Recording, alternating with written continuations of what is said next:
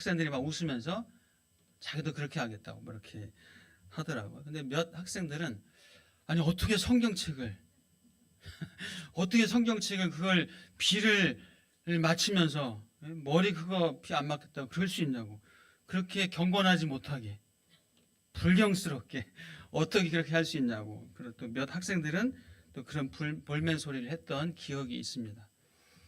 자, 여러분 어떻게 하시겠어요? 네. 자, 여러분 어떻게 하시겠어요?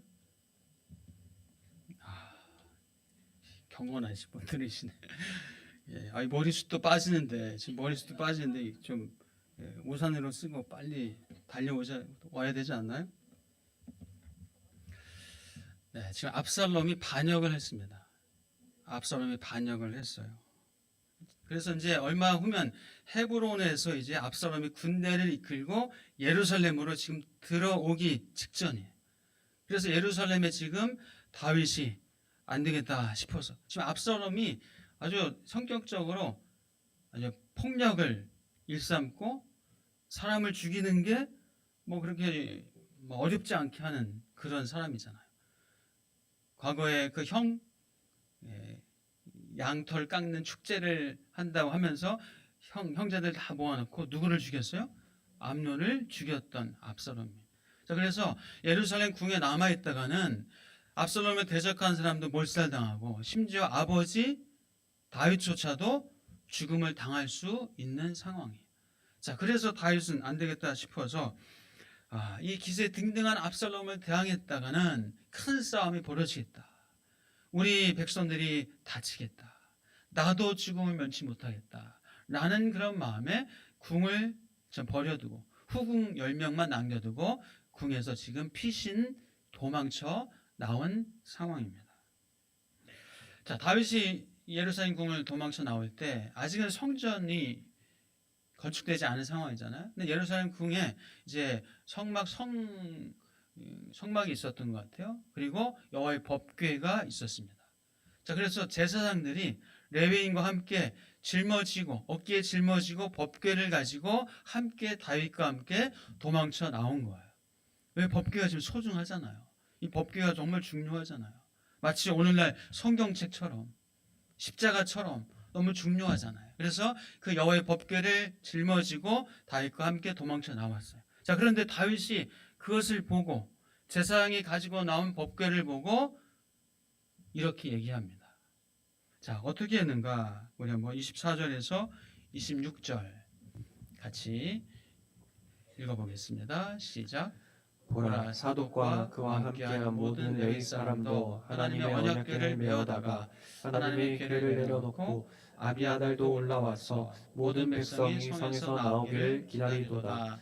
왕이 사독에게 이르되, 보라, 하나님의 궤를 성읍으로 도로 메어 가라. 만일 내가 여호와 앞에서 은혜를 입으면 도로 나를 인도하사 내게 그 궤와 그 계신대를 보이시리라. 그러나 그가 이와 같이 말씀하시기를, 내가 너를 기뻐하지 아니한다 하시면 종이 여기 있사오니 선이 여기시는 대로 내게 행하시옵소서 하리라. 아멘. 다윗은 여호와의 법궤를 지금 가지고 가겠다, 가지고 가지 않겠다, 어떻게 결정하죠?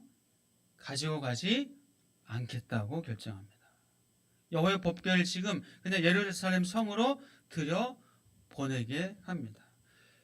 왜냐하면 지금 하나님의 은혜는 하나님이 주권적으로 베푸시는 것이지 법궤가 어디 있다고, 법궤가 있는 그곳에 하나님의 은혜가 임하는 것이 아닌 거죠.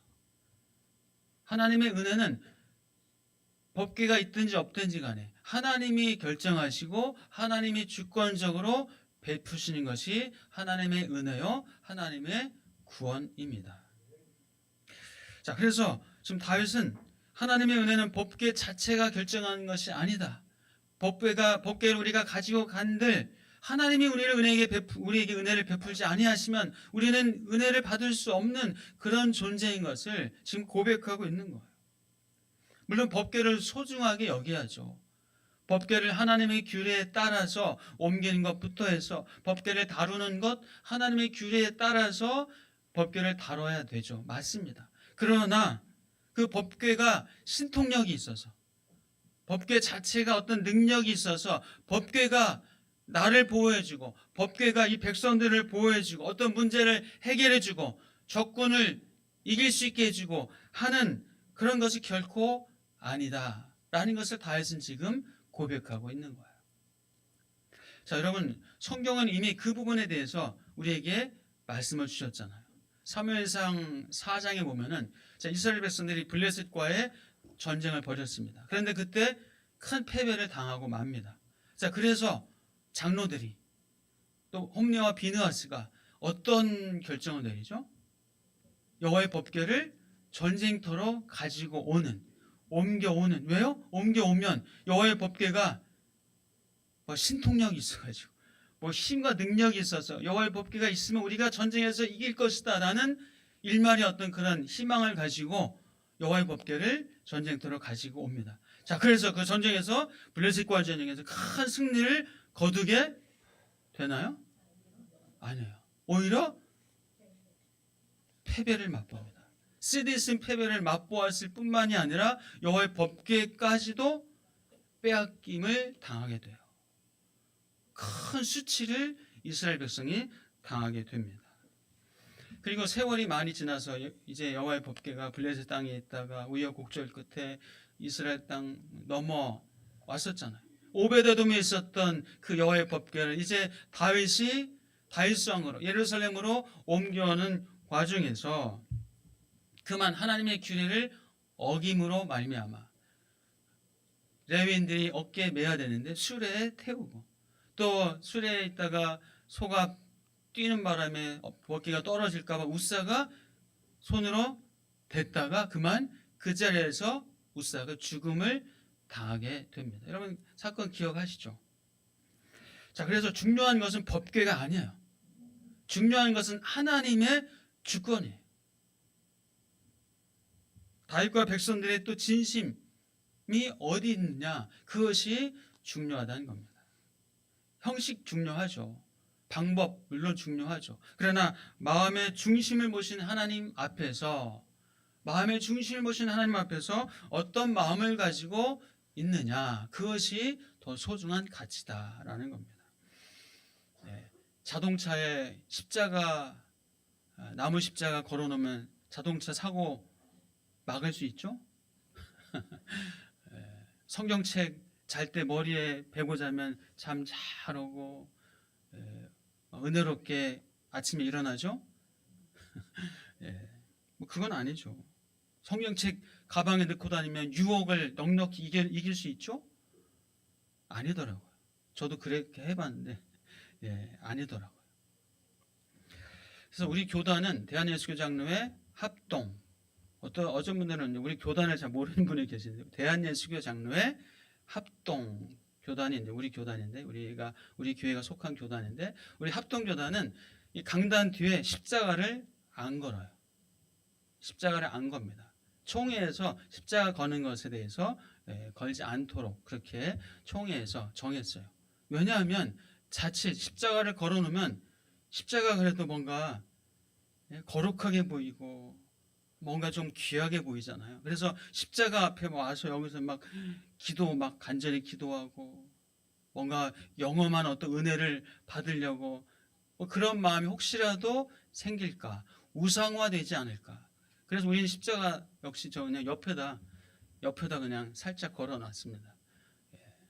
그래도 십자가가 그래도 우리가 뭐 그렇다고 아무렇게나 다루고 뭐 험하게 다루자 그런 의미는 아니에요. 십자가도 소중하고 귀한 거죠. 그러나 그 마음의 중심이 더 중요하다는 겁니다. 자, 그래서 이 법궤, 성경책, 십자가만이 아니라 우리의 예배도 마찬가지입니다. 우리 예배도 마찬가지. 형식 중요하지 않다는 말씀이 아니에요. 그러나 그 예배 형식도 중요하지만 마음의 중심을 보시는 하나님 앞에서, 마음을 보시는 하나님 앞에서 우리가 분명히 어떤 마음으로 예배하는가, 그것이 중요한 거예요. 어떤 마음으로 예배하는가. 여러분 어떤 마음으로 지금 와서 앉아 계십니까? 어떤 마음으로 예배 지금 하고 계십니까? 자, 성경에서는 뭐라고 말씀하죠? 예배하는 자가 어떻게 예배하라고요? 그렇죠. 신령과 진정으로 예배할지니라. 여러분, 신령과 진정으로 예배하실 축복합니다. 자, 그럼 신령과 진정으로 예배한다는 게 어떤 의미일까요? 우리가 알아야 되잖아요. 자, 신령과 진정으로 예배한다. 이게 어떤 뜻이죠? 정성껏, 진심을 다해서, 마음을 다해서 예배한다. 물론 뭐 그런 의미도 담겨져 있습니다. 뭐 시간, 방식, 찬송, 뭐 예배의 구성 중요하죠. 근데 정말 중요한 것은 신령과 진정으로 하는 예배예요. 자, 신령과 진정이라는 말은 단순히 진심으로 한다, 진심이면 된다 의 수준을 넘어서서 정성과 진심을 가지고 예배하는 게 맞죠. 그러나 그것을 넘어서서 예배하는 자가 성령으로 예배하는 거예요. 성령 안에서 예배하는 거예요. 신령과 진정이라는 것은 성령으로 예배한다라는 의미입니다. 그래서 우리가 내 안에 계신 성령께서 하나님을 예배할 수 있도록, 주님, 내 안에 계신 성령께서 내가 정말 성령으로 예배할 수 있도록, 성령 안에서 예배할 수 있도록 주님, 성령께서 나로 하여금 예배할 수 있게 하여 주시옵소서.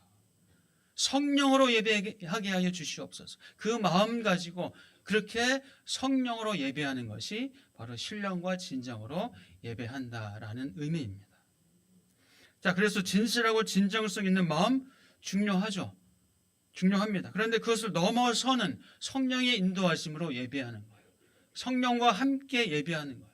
성령께서 예배하게 하시는 그 예배를 드리는 것이에요.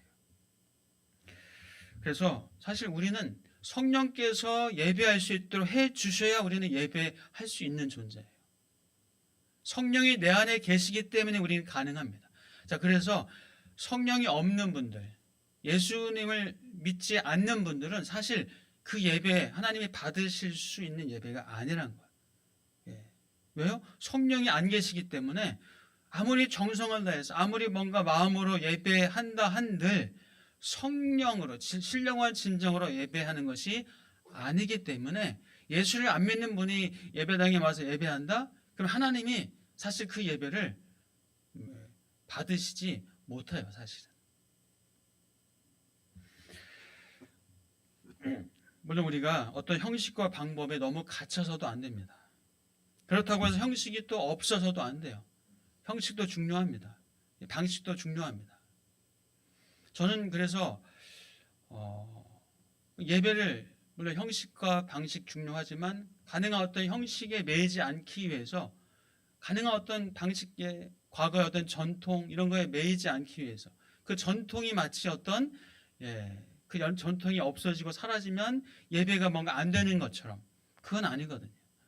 어떤 그런 부분을 좀 저는 정말 이 신령과 진정으로 예배하고자 하는 그런 마음을 가지고 예배 드려야 되겠다라는 그런 것 때문에 형식이나 어떤 전통이나 이런 것들을 가능한 좀 많이 좀 배제하고 신령과 진정으로 예배할 수 있도록 하려고 애를 씁니다. 만약에 어떤 분이 예배를 드리기 위해서 이런 것 저런 것 다 뒤로 하고 열심히 교회를 왔어요. 교회를 오다가, 예배당에 오다가 그만 어떤 일이 생겨서 혹은 길이 막혀서 어떤 부득이하게 어떤 일이 벌어져 버렸어요. 그래서 늦게 예배당에 왔다고 생각해 보세요. 근데 조금 늦어서 예배당에 도착했는데 예배당 문이 닫혀 있어요. 그 교회는 시간이 되면 예배당 문을 닫는 교회. 그래서 예배당 밖에서 문을 닫은 분이 왜 이렇게 늦었냐고 막 하면서 늦었냐고 핀잔을 주는 그런 말, 그런 눈총으로 바라본다면 늦게라도 예배당에 오신 그분의 마음이 얼마나 속상하고 아플까라는 생각이 듭니다. 저는 그래서 늦게라도 예배당에 오는 분들이 그래도 참 예뻐 보여요. 물론 습관을 쫓아서 늦게 오는 거 말고요. 정말 이런저런 마음을 가지고 예배를 소중하는 마음을 가지고 왔는데 어떤 일로 인해서 늦게라도 오시는 분, 늦게라도 와서 그냥 삐걱 열고 조심조심 들어오는 분. 또 어떤 분은 목사님 좀 문 좀 닫아주세요. 뭐 그런 분도 계신데 물론 형식과 방식 중요합니다. 그러나 그 마음으로 신령한 진정으로 하나님을 예배하는 그 마음 가지고 우리 하나님 앞에 예배할 수 있는 저와 여러분 되시기를 축복합니다. 사실 성경에 이런 이야기도 있잖아요. 등잔을 준비하지 못한 신부들. 그래서 천국 잔치에 참여하지 못하는 그런 신부들. 문이 닫혀버려가지고. 사실 그것은 차원이 다른 이야기. 그것은 천국 잔치, 구원에 이르지 못한 것에 대한 말씀이지 우리 그리스도인들이 예배당에 늦는 그 차원의 말씀은 아닙니다. 다른 차원의 이야기입니다. 자, 오늘 본문을 보니까 다윗은 심지어 제사장 사독과 아비아달을 지금 함께하는 제사장들이 함께해요. 제사장들이 함께하면 얼마나 힘이 되겠어요. 얼마나 영적으로도 뭔가 좀 은혜가 되고 마음에 또 감동도 되고 얼마나 위로가 되겠어요. 그런데 다윗은 이 제사장들에게도 얘기합니다. 자, 함께하는 제사장들에게 다윗이 어떻게 했는가? 자, 우리 한번 말씀을 볼까요? 자, 27절에서 29절입니다.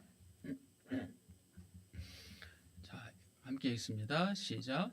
왕이 또 제사장 사독에게 이르되 내가 선견자가 아니냐 너는 너희의 두 아들 곧 내 아들 아히마아스와 아비아달의 아들 요나단을 데리고 평안히 성읍으로 돌아가라. 너희에게서 내게 알리는 소식이 올 때까지 내가 광야 나루터에서 기다리리라 하니라. 사독과 아비아달이 하나님의 궤를 예루살렘으로 도로 메어다 놓고 거기 머물러 있으니라. 아멘. 자, 지금 제사장이 영적으로 매우 중요한 사람입니다. 특히 구약 시대에는 하나님과 백성 사이의 중보자의 역할을 하는 사람이 제사장이에요. 근데 다윗은 지금 제사장들을 함께 하자고 해요? 아니면 예루살렘으로 다시 돌아가라고 합니까? 예루살렘으로 돌아가십시오. 평안히 성읍으로 돌아가십시오. 내게 소식이 올 때까지 나는 기다리겠습니다. 나는 이 광야 나루터에서 기다리겠습니다. 하면서 제사장들을 예루살렘으로 들여보냅니다. 자, 다윗은 영적으로 하나님과 제사장을 통해서 뭔가 하나님의 말씀을 듣고 제사장을 통해서만 하나님의 뜻을 구하는 그런 사람이 아닌 것을 볼 수가 있어요. 지금 개인적으로 영적으로 하나님과 독립적으로 하나님의 뜻을 구하고 하나님께 기도하고 하나님의 뜻을 받고 하는 부분들이 다윗에게 있었다는 것을 우리는 볼 수가 있습니다. 그래서 다윗이 이 압살롬의 반역 또 그 전부터의 삶의 곤고한 힘겨운 일들이 일어나면서 다윗의 영성을 깨웠다 저는 생각합니다. 다윗의 영성이 그 광야의 영성이 깨어나지 않았나라는 생각이 들어요. 자, 다윗이 왕이 되기 전에 사울에게 쫓기는 그 십수년의 광야의 생활이 있었습니다. 그때는 정말 하나님과 가까이 친밀하게 그렇게 교제하고 하나님과 함께하는 시간들이 꽤 있었어요. 그런데 이제 궁전에 들어오니까 다윗의 마음이 하나님과 많이 좀 소원해진 것 같아요. 좀 멀어진 것 같아요. 그러다 보니까 궁전에서 어떤 일이 벌어집니까? 여인을 범하는, 밧세바를 범하고, 그리고 밧세바의 남편까지도 깊은 전쟁터에 보내서 죽게까지 하는 그런 일을 그 다윗이라는 정말 영성이 뛰어난 다윗이 그런 일을 자행했잖아요. 광야 속에 있을 때는, 고난 가운데 있을 때는 하나님께 더 가까이 나아가고 하나님 더 친밀하게 만났던 다윗인데 궁전에 들어오니까 이제 편안하고 안락한 삶이 영이 되니까 하나님과 멀어지고 하나님과 소원해지는 다윗의 모습이었어요. 자, 그런데 이제 압살롬의 반역, 또 광야로 또 내몰리고 고난 가운데 내몰리니 다윗이 지금 다시 하나님을 찾고 있어요. 이것이 인간의 참 간사함이에요. 어리석음이에요. 뭔가 어려울 때는, 힘들 때는, 고난 가운데 있을 때는, 질병 가운데 있을 때, 아픔 가운데 있을 때는, 문제 가운데 있을 때는 하나님을 구하고 찾고 하다가 편안하고 잘 되고 돈도 잘 벌리고, 그러니까 그때는 하나님하고 관계가 좀 꽤나 멀어지고. 다윗도 그랬어요. 다윗도 우리는 그렇지 않으시죠? 다윗은 이 고난을 당하니까, 광야로 내몰리니까 하나님의 은혜가 얼마나 소중한지를 다시 한번 깨닫게 됩니다. 하나님이 은혜를 주셔야 살 수 있다는 것을 다윗은 지금 법궤가 아니라, 제사장이 아니라 하나님이 나를 부르셔야 하는 법궤에 있는 곳으로 갈 수 있습니다. 하나님이 나를 부르셔야 하는 다시 이 예루살렘으로 돌아오는 것입니다. 법궤가 있어야 되는 것이 아니라, 제사장이 나와 함께 있어야 되는 것이 아니라, 하나님이 나에게 은혜를 베풀어 주셔야 나는 이곳으로 다시 돌아올 수 있습니다. 라는 그런 믿음의 고백을 하면서 법궤도 예루살렘으로, 제사장들도 예루살렘으로 다시 들어보냅니다. 물론 제사장들을 들여보내는 것도 하나의 작전입니다. 작전이에요. 그러나 이 올바른 신앙이 있어야 이런 작전도 벌일 수가 있는 거예요. 하나님이 함께 하시면 내가 붙잡아야 할 것은 법궤가 아니라 하나님입니다. 라는 믿음의 고백을 하고 있습니다. 그분이 나에게 구원을 베푸시는 것이고, 그 하나님이 나에게 은혜를 베푸시는 분입니다. 라는 이 믿음의 고백을 다윗이 오늘 하고 있습니다. 여러분, 이 믿음의 고백이 저와 여러분의 고백 되시기를 축복합니다. 자, 그래서 이 시편 3편을 보시면요, 시편 3편 보시면 다윗이 지금 압살롬의 칼과 창을 피하면서 도망가면서 지은 시가 시편 3편이에요. 시편 3편 성경책 펼쳐보시면 그 표제가 있습니다. 표제. 뭐라고 기록되어 있어요? 다윗이 그의 아들 압살롬을 피할 때 지은 시, 이렇게 표제가 기록되어 있습니다. 자, 1절에서 8절 한번 보시면요, 여호와여 나의 대적이 어찌 그리 많은지요. 일어나 나를 치는 자가 많으니이다. 많은 사람이 나를 대적하여 말하기를 그는 하나님께 구원을 받지 못한다 하나이다. 여호와여 주는 나의 방패시오, 나의 영광이시오, 나의 머리를 드시는 자이시니이다. 내가 나의 목소리로 여호와께 부르짖으니 나의 성산에서 응답하시는도다. 내가 누워 자고 깨었으니 여호와께서 나를 붙드심이로다. 천만인이 나를 애워싸 진친다 하여도 나는 두려워하지 아니하리이다. 여호와여 일어나소서. 나의 하나님이여 나를 구원하소서. 주께서 나의 모든 원수의 뺨을 치시며 악인의 일을 꺾으셨나이다. 구원은 여호와께 있사오니. 구원은 어디에 있다고요? 여호와께 있사오니. 주의 복을 주의 백성에게 내리소서. 네, 구원은 여호와께 있다는 사실을, 은혜는 여호와께 있다는 사실을, 그 어떤 문제 해결은, 복은 여호와께 있다는 사실을 다윗은 지금 다시 고난 가운데 있으니까, 궁전에서 쫓겨나와서 광야로 내몰리는 이 상황 속에서 다시 한번 다윗은 자신의 영성을 회복하고 찾고 구원은 여호와께 있습니다 라고 고백하고 있습니다. 아내가 어제 물어보더라고요. 당신은 어떻게 공급을 받아? 물어보더라고요. 그래서 얘기했어요. 나는 말씀과 기도로 공급을 받지. 말씀과 기도로 공급을 직접 받는구나. 예, 여러분, 말씀과 기도로 여러분 하나님의 은혜와 하나님의 구원과 하나님의 힘과 용기를 여러분들 얻으시죠? 예, 말씀과 기도를 통해서 우리는 하나님께 공급받는 사람들이에요. 아침에 나올 때 아내가 그러더라고요. 오늘 어성경을 시작하니까 너무 좋다고. 예, 흥분되고. 왜요? 말씀을 가지고 내가 먼저 먹고 가진 말씀을 나눠줄 수 있는 그 기쁨과 은혜가 있으니까 너무 좋아하더라고요. 여러분, 하나님의 말씀, 하나님 앞에서 기도하는 것, 그것이 우리가 하나님께 힘과 은혜와 구원을 얻는 최고의 통로라는 사실을 이런 믿음으로 고백하시며 사시기를 축복합니다. 다윗은 도망을 치면서 웁니다.